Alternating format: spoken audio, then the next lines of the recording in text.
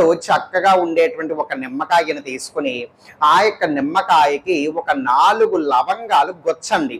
అయితే పక్కన ఒక లవంగం పక్కన ఇంకొక లవంగము, మళ్ళీ అలా 2 గుచ్చిన తర్వాత ఆ 2 లవంగాల కిందన మళ్ళీ ఇంకొక వరుస కింద అనమాట. ఒక లవంగం పక్కన ఇంకొక లవంగం, ఆ యొక్క కిందన అప్పుడు మళ్ళీ ఇంకొక 3వ లవంగము, మళ్ళీ దాని పక్కన ఇంకొక లవంగము, మొత్తానికి 4 లవంగాలు. ఆ విధంగా 4 లవంగాలు గొచ్చండి ఆ యొక్క నిమ్మకాయకి. గుచ్చిన దాని తర్వాత మీ యొక్క కుడి చేతిలో లవంగాలు గుచ్చినటువంటి ఆ యొక్క నిమ్మకాయని పట్టుకుని ఈ యొక్క మంత్రాన్ని కనీసము ఒక 11 సార్లు చెప్పండి. ఇంకా మీకు ఎక్కువ సమయం ఉంది, ఇంకా శక్తివంతంగా పనిచేయాలి, ప్రభావితంగా పనిచేయాలి, బలంగా పనిచేయాలని మీ దగ్గర ఓపిక సమయం ఉంటే కనుక 108 సార్లు కూడా మీరు జపం చేసుకోవచ్చు. మంత్రం తెలియజేస్తున్నాను వినండి. ఓం శ్రీం హ్రీం క్లీం నమః. ఇది ఆ యొక్క మంత్రం. విన్నారు కదా? ఈ విధంగా మంత్ర జపం పూర్తయిపోయిన తర్వాత జాగ్రత్తగా దాన్ని అలాగా ఆ యొక్క బల్ల మీదనో మీ ఎదురుకుండా ఉన్నటువంటి గట్టి మీదనో పెట్టుకోండి. మీకు ఇష్టదేవుడికి నమస్కారం.